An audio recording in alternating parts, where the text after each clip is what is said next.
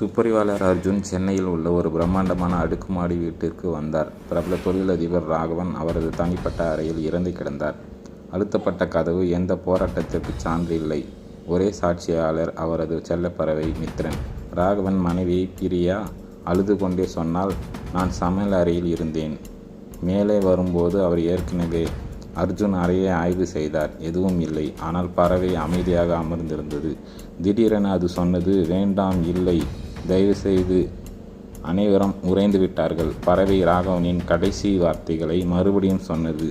அர்ஜுன் பிரியாவை நோக்கி திரும்பினார். உன் கூட இருந்தது பறவையும் நீயும் தான். பிரியா நடுங்கினார். நான் இல்லை. பறவை மறுபடியும் பேசியது. இந்த முறை வேறொரு குரலில். நான் எச்சரித்தேன் ராகவன். அர்ஜுன் சிரித்தார். அது உன் குரல் இல்லை பிரியா. இன்னும் யார் வந்தார்கள்? பிரியா நடுங்கியபடியே சொன்னால், அது இவருடைய பிஸ்னஸ் பார்ட்னர் சூர்யா.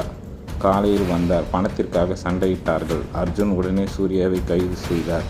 பறவை உண்மையை வெளிப்படுத்திவிட்டது. போலீசார் சூர்யாவை அழைத்து சென்றபோது பறவை ஒரு கடைசி முறையாக சொன்னது, குட் பை சூர்யா.